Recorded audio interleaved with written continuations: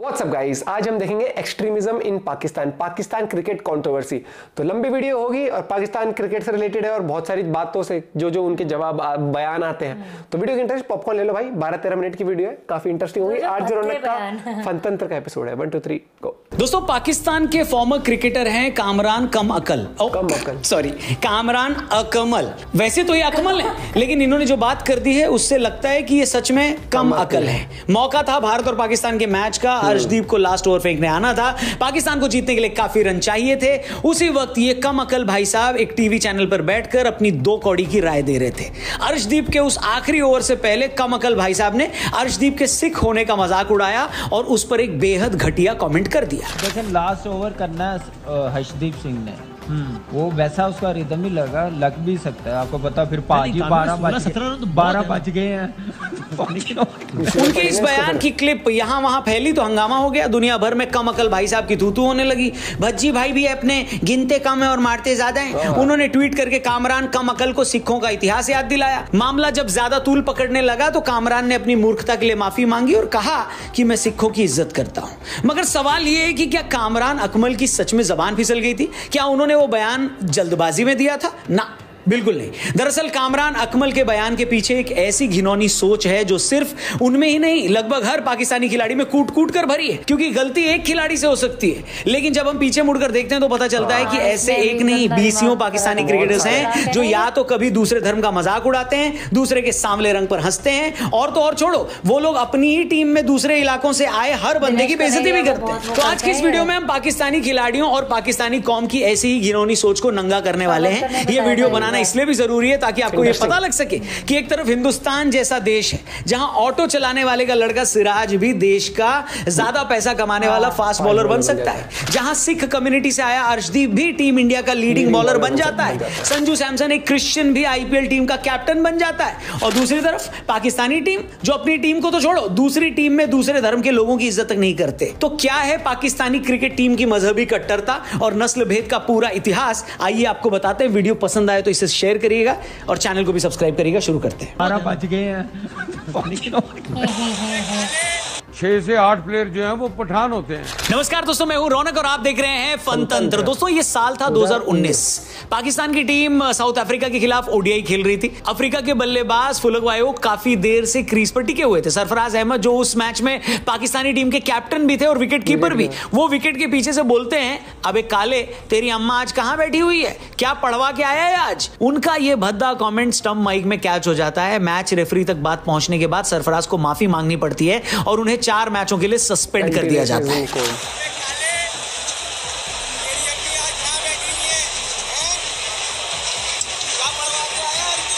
अब आप सोचिए, आजकल 12-12 साल के बच्चों को भी स्कूलों में बताया जाता है कि कोई मोटा है तो मोटा बोलकर उसकी बॉडी शेमिंग नहीं करनी, किसी के रंग का मजाक उड़ाना अच्छी बात नहीं होती। ऐसा करने पर स्कूलों में बच्चों के अगेंस्ट भी सख्त एक्शन लिया जाता है। मगर एक खिलाड़ी जो इंटरनेशनल क्रिकेटर होने के साथ साथ पाकिस्तानी टीम का कैप्टन भी है, उस आदमी तक को यह बात नहीं पता है कि भाई किसी के रंग का मजाक नहीं उड़ाते। फुटबॉल मैचों में तो खिलाड़ी मैच से पहले ये प्लेज भी लेते हैं कि रंग के आधार पर किसी भी तरह का भेदभाव करना बुरा होता है। पूरे मैच के दौरान पीछे इलेक्ट्रॉनिक साइन बोर्ड पर एंटी रेसिज्म स्लोगन भी चलता रहता है ताकि छोटे बच्चे भी अवेयर हो सकें। मगर पाकिस्तानी टीम के कप्तान को इतनी अकल नहीं है भाई कि किसी व्यक्ति को काला बोलकर उसका मजाक नहीं उड़ाना होता।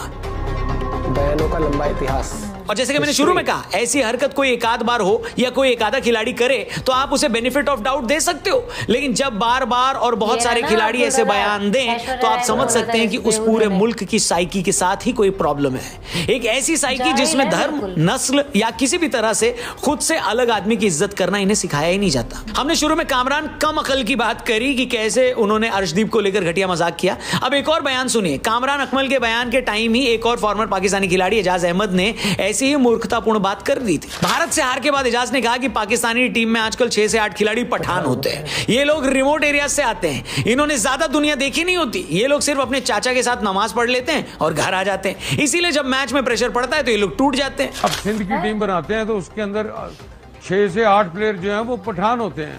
तो उनके पास ना एजुकेशन है, ना उनके पास कोई एक्सपोजर है। वो सुबह उठते हैं या दोपहर को अपने वालिद के साथ या चचा के साथ, भाई के साथ नमाज पढ़ने जाते हैं और घर आ जाते हैं और उसके बाद घर से बाहर नहीं निकलते। जब प्रेशर आता है ऐसा तो उसमें आके इनकी नफ्स उसके साथ नहीं होती। आप लेवल देखिए इन भाई साहब की बात का, वो भी उस प्लेयर का जो खुद इतने सालों तक पाकिस्तानी टीम का हिस्सा रहा है। बजाय पाकिस्तान की हार को क्रिकेटिंग नजरिए से एनालाइज करने के, ये बंदा उसमें भी नस्ल ले आया। एक तरह से ये साबित करने की कोशिश कर रहा है कि टीम में इस वक्त जो पठान खिलाड़ी हैं उनके कमजोर टेम्परामेंट की वजह से हम हारे हैं। और अगर आपको ये लग रहा है कि पठानों को लेकर एजाज की जबान फिसल गई होगी, तो आपकी ये कंफ्यूजन भी मैं दूर किए देता हूं। जो लोग पाकिस्तानी क्रिकेट का या समाज का इतिहास नहीं जानते, उन्हें बता दूं कि 47 में पाकिस्तान बनने के बाद से पाकिस्तान का पंजाब सूबा देश में हर जगह हावी रहा। फिर चाहे वहां की सेना हो, पाकिस्तान की टीवी इंडस्ट्री या पाकिस्तान की क्रिकेट टीम। पाकिस्तान के पंजाबी मुसलमान ने अपने ही देश के किसी और बाशिंदे को कभी इज्जत नहीं दी। 71 में बांग्लादेश अगर पाकिस्तान से अलग हुआ तो उसकी भी यही वजह थी। पाकिस्तान के सीनियर जर्नलिस्ट हसन निसार ने एक टीवी इंटरव्यू में खुद कहा कि जब हम कॉलेज में पढ़ते थे तो मैंने खुद देखा है कि कैसे बंगाली मुसलमानों का हमारे कॉलेज में मजाक उड़ाया जाता था। उन्हें काला बोलकर चिढ़ाया जाता है, कहा जाता था कि उनसे तो बदबू आती है, ये लोग मच्छी खाते हैं। हसन समेत वहां के कई पत्रकार इस बात को अंडरलाइन करते हैं कि अगर बांग्लादेश बना तो इसमें भारत का नहीं बल्कि खुद पाकिस्तान की उस सोच का हाथ है जो अपने से अलग जबान बोलने वाले बांग्लादेशियों को अपने साथ नहीं जोड़ पाई। और तो और आपको यह जानकर भी हैरानी होगी कि जिस बांग्लादेश के नाम में बांग्ला है, 71 से पहले उसी पूर्वी पाकिस्तान में पाक फौज ने बांग्ला भाषा की जगह उर्दू थोपने की कोशिश करी थी। इसी पाकिस्तान ने आज तक कभी सिंधियों के अलग कल्चर, उनकी अलग भाषा को एक्सेप्ट नहीं किया। यही वजह है कि सालों तक कराची हिंसा की आग में जलता रहा। पाकिस्तान के हुक्मरानों ने इतने सालों में सिंध के कैरेक्टर को ही चेंज कर दिया। पाकिस्तान की सरकार ने कभी खैबर पख्तूनख्वा के लोगों को उनका हक नहीं दिया। इसलिए अगर एजाज अहमद एक क्रिकेट प्रोग्राम में मैच की बात करते पठानों पर तकनीद करने लगे तो ये ऐसे ही नहीं हुआ है। दरअसल इन लोगों के खून में ही ये बात घुसी हुई है। सच तो ये कि ये लोग निजी बातचीत में पठानों को कम अकल बोलते हुए उनका मजाक भी उड़ाते हैं। अगर अफगानिस्तानी दर्शक पाकिस्तान की टीम से इतना चिढ़ते हैं तो उसकी एक वजह ये भी है। आपको पिछले साल का 50 ओवर वाला वर्ल्ड कप तो याद होगा, जब पाकिस्तानी टीम भारत के हाथों बुरी तरह जलील हुई थी। ये लोग सेमीफाइनल में भी नहीं पहुंच पाए थे। उस वक्त भी पाकिस्तानी टीम और पाकिस्तानी क्रिकेट बोर्ड को क्रिटिसाइज करते हुए अब्दुल रज़ाक ने कुछ ऐसा स्टेटमेंट दे दिया था कि लोगों के दिमाग के पर खच्चे उड़ गए थे। पाकिस्तानी बोर्ड की आलोचना करते हुए अब्दुल रज़ाक ने कहा कि अगर आप ऐश्वर्या राय से शादी कर लोगे तो आप ये उम्मीद कैसे कर सकते हो कि आपके बच्चे बड़े गुणवान होंगे। जरा सोचिए, एक एक्स क्रिकेटर जो पूरी दुनिया घूमा है, दुनिया घूमकर उसने पूरी दुनिया का कल्चर भी देखा है, मगर उस बंदे में इतनी अकल नहीं है कि अपने क्रिकेट बोर्ड की आलोचना करते हुए एक औरत को टारगेट नहीं करना होता। ऐश्वर्या राय से शादी करके अच्छे बच्चे पैदा नहीं बोलने का क्या मतलब है? क्या पाकिस्तान में एक फिल्मी एक्टर्स को एक खराब औरत माना जाता है जो घटिया काम करती है? मतलब क्या ही बेतुका और नीच बयान था ये। मगर तब भी उस बयान पर हंगामा हुआ तो रज़ाक ने माफी मांग ली कि नहीं, मेरी तो जबान टूट गई थी। अरे भाई, क्यों नहीं मान लेते कि तुम्हारी जबान नहीं फिसलती? दरअसल तुम लोगों को ये पता ही नहीं कि दूसरे के मजहब का और रंग का मजाक नहीं बनाना होता। तुम्हें किसी ने ये नहीं सिखाया कि कोई औरत अगर फिल्म में करती है तो सिर्फ फिल्म लाइन में होने के कारण वो बिकी हुई नहीं हो जाती। और मजे की बात क्या है पता है? पाकिस्तान में एक खिलाड़ी ऐसा कोई वाहियात बयान दे भी देता है तो उसे ज्ञान देने वाले 10 खिलाड़ी आगे आ जाते हैं। जैसे रज़ाक के टाइम ज्ञान देने रमीज राजा आगे और कुछ दिन बाद खुद रमीज राजा विवियन रिचर्ड्स को काला बताने वाली घटिया शायरी पर दांत निकाल कर हंस रहे थे कि जो लड़कियां खुद को कहती हैं मलका आलिया, जो लड़कियां खुद को कहती हैं निसार साहब, हाँ सुन रहा हूँ, उनको फिर मिलता है मिस्टर कालिया।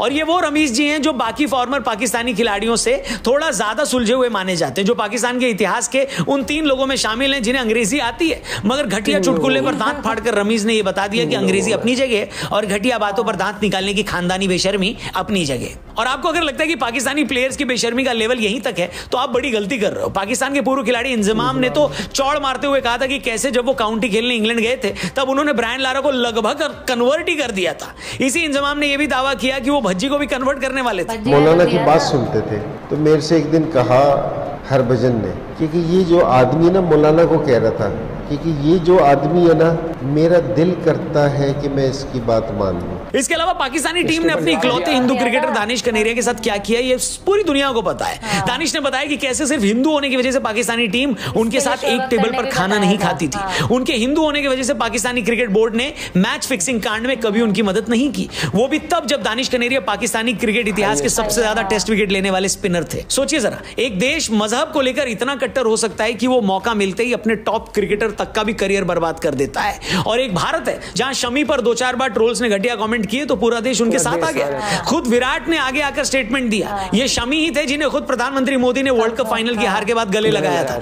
ये शमी ही थे जिन्हें आउट ऑफ द वे जाकर अंतिम तारीख निकलने के बावजूद खेल रत्न दिया गया। और शमी ही थे जिनके शानदार परफॉर्मेंस के बाद यूपी सरकार ने उनके गांव में उनके नाम पर क्रिकेट स्टेडियम बनाने का ऐलान कर दिया। अब देखिए दोनों मुल्कों में माइनॉरिटीज के साथ कैसा सुलूक किया जाता है और फिर खुद अपनी राय आप ही बनाइए। मगर अभी भी हमारे यहाँ ऐसे मक्कारों की कमी नहीं है जो बार बार खेल में धर्म को घुसाकर भारत पर ही इल्जाम लगाते हैं कि हम अपने मुस्लिम खिलाड़ियों को ठीक से ट्रीट नहीं करते। दिक्कत समाज में है। देखिए क्या है ना, आपके लिए ये समझना बहुत जरूरी है कि ऐसा नहीं है कि पाकिस्तानी आवाम या वहां का समाज तो बहुत भला है मगर वहां के क्रिकेटर ही कमीने निकल गए ना। आप पाकिस्तानी समाज में माइनॉरिटी के साथ होने वाले सुलूक को देखेंगे, आप खुद कहेंगे कि भैया यहां एक सेब नहीं बल्कि पूरी की पूरी पेटी ही खराब है। कुछ आंकड़ों पर नजर डालिए, पाकिस्तान में हिंदू और सिख लड़कियों को अपहरण और फिर धर्म परिवर्तन एक आम बात हो गई है। The movement of solidarity and peace के मुताबिक पाकिस्तान में हर साल 1000 हिंदू, सिख और क्रिश्चियन लड़कियों का जबरदस्ती धर्म परिवर्तन किया जाता है। पुलिस और अदालतें भी ऐसे मामलों में पीड़ितों की कोई मदद नहीं करती। अहमदिया जो खुद को मुसलमान कहते हैं मगर पाकिस्तान के संविधान में उन्हें गैर मुस्लिम घोषित कर दिया गया है। हर दिन अहमदिया मुसलमानों के खिलाफ हिंसा होती है, उनके धार्मिक स्थानों को तोड़ा जाता है, अदालतों में उनके साथ भेदभाव होता है, उन्हें सामाजिक बहिष्कार झेलना पड़ता है। The human rights commission of Pakistan की खुद की रिपोर्ट के मुताबिक अहमदिया मुसलमानों के खिलाफ हिंसा, उनकी हत्या और उनके साथ होने वाले डिस्क्रिमिनेशन के सैकड़ों मामले दर्ज होते हैं। आज पाकिस्तान में जो पूरा बलूच आंदोलन चरम पर है, पाकिस्तानी सरकार और फौजों ने जिस तरह पिछले 75 सालों में बलूचियों का शोषण किया है वो सबके सामने। आए दिन कोई ना कोई बलूच नेता मारा जाता है, रातों रात बलूचों को उठा लिया जाता है। यही वजह है कि बलूचिस्तान को पाकिस्तान से अलग करने को लेकर आज वहां पूरा आंदोलन चल रहा है। मानवाधिकारों पर नजर रखने वाली संस्था एमनेस्टी इंटरनेशनल ने ऐसे बलूचों और पश्तूनों पर होने वाले ऐसे सैकड़ों मामलों को रिपोर्ट किया है। इसी तरह भारत से पाकिस्तान में जाकर बसे मुसलमानों को मुहाजिर बुलाकर आज भी उनके साथ सौतेला व्यवहार होता है। पाकिस्तानियों के इस रवैये ने वहां एक मुहाजिर मूवमेंट भी शुरू हो गया। पाकिस्तान के क्वेटा और बलूचिस्तान में हजारा बिरादरी के शिया मुसलमानों के साथ भी जमकर ज्यादती होती है। पाकिस्तान की ही national commission for human rights के मुताबिक इसी तरह की जातीय और नस्लीय हिंसा में हर साल सैकड़ों शिया मुस्लिम मारे जाते हैं। और आप जानते हैं कि गैर मुसलमानों और मुसलमानों में भी अलग अलग वर्गों के खिलाफ हो रही हिंसा में सबसे बड़ा हथियार क्या है? इस पूरी हिंसा में सबसे बड़ा हथियार है पाकिस्तान के ब्लास्फेमी लॉस। पाकिस्तान का ब्लास्फेमी लॉ ऐसा है जिसकी आड़ में किसी भी गैर मुसलमान पर झूठा इल्जाम लगाकर उसे फंसा दिया जाता है। लोग आपसी रंजिश में दूसरे की जमीन हड़पने के लिए इस कानून का धड़ल्ले से फायदा उठाते हैं। US commission of international religious freedom के मुताबिक साल 1987 से 2000 के बीच 1500 लोगों को इस कानून के अंदर झूठे मामला बनाकर उन्हें जेल में डाल दिया गया जिसके खिलाफ कोई सबूत नहीं है। ऐसे ही एक हाई प्रोफाइल मामले में क्रिश्चियन महिला आसिया बीबी का भी मामला था जिन पर ब्लास्फेमी का झूठा मामला बनाकर उन्हें मौत की सजा सुना दी गई और बाद में अंतरराष्ट्रीय दबाव के चलते सालों जेल में गुजारने के बाद उन्हें छोड़ा गया।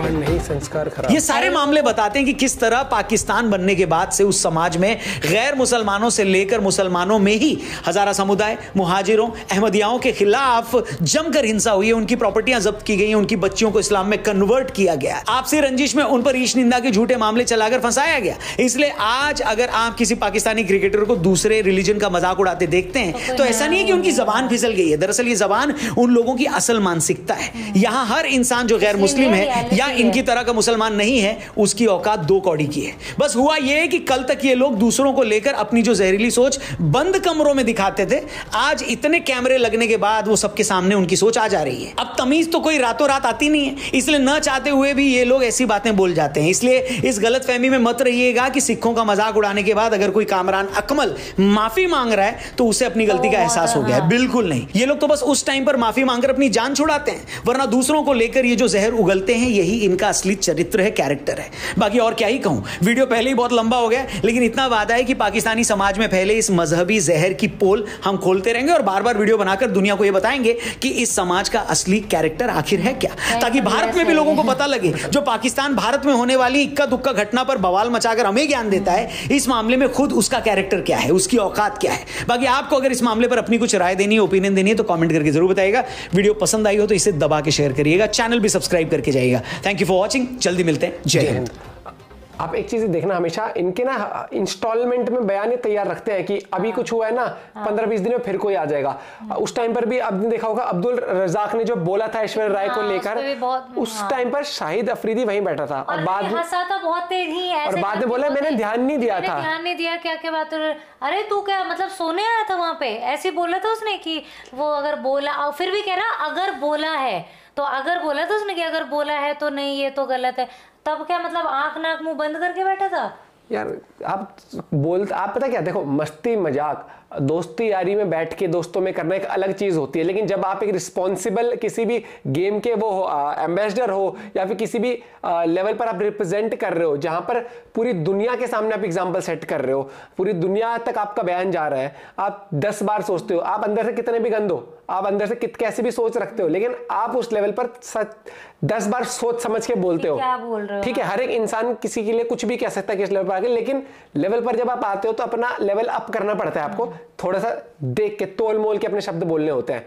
ठीक है, लेकिन जब मानसिकता इतनी भरी हुई है, इतनी कट्टर मानसिकता हो चुकी है, अब जब जिस तरीके से जैसे वो बोल दिया वहां पर मस्ती में, ऐश्वर्या राय को तो जैसे इन्होंने बोला था, ठीक है कि मतलब अच्छी परवरिश का वो, भाई तू नेशनल टेलीविजन पे आके ये सब बोल रहा है, तेरी सोच का कितनी गंदी परवरिश है फिर, कि तू एक जिससे दूर दूर तक कोई ऐश्वर्या राय क्रिकेट कोई दूर दूर तक वो नहीं है, फिर भी कहां से क्या जोड़ के एग्जांपल सेट कर रहा है, तू अपनी गंदी परवरिश दिखा रहा है नेशनल टेलीविजन पे इस तरीके और कोई एक वो भी याद है तुझे, एक cricketer on field he convert करने की बात श्रीलंका के दिलशान को इनके उसको बोल रहा था कि तू तो फिर नर्क की उसमें पता नहीं क्या इस तरीके की, मतलब क्रिकेट में भी ये लोग अपना ये फालतू का बहुत बार देखा गया कि एक मसीहा सा बन के निकलते हैं कि हम कर देंगे क्रिकेट तुमसे खेलने जा रही है, आज तुम अपने क्रिकेट का हाल देख लो। अरे इतनी जो और भी कंट्रीज खेलती हैं उसमें भी मुस्लिम है ना, मुस्लिम प्लेयर्स तो और कंट्रीज के भी है, वो फील्ड पे खेलने आते हैं कि भाई क्रिकेट खेलने, ये फील्ड पे भी ऐसे कि हम तो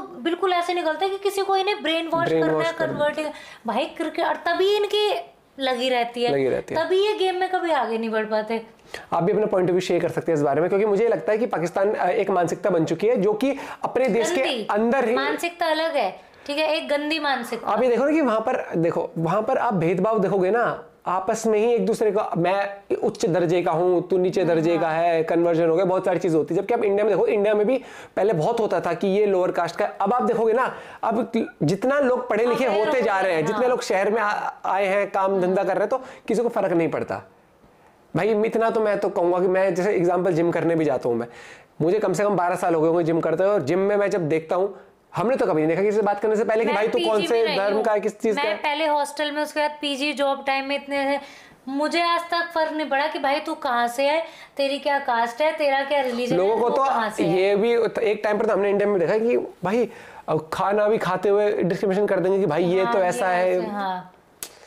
हमें तो पता भी नहीं होता था कि मेस में जब हम खाते थे हॉस्टल में कि भाई कौन किस उसका है, क्या भाई सब साथ में बैठ के खा रहे हैं। अपने पॉइंट ऑफ व्यू शेयर कर सकते हो। मिलते हैं वीडियो के साथ, बाय बाय, टेक केयर।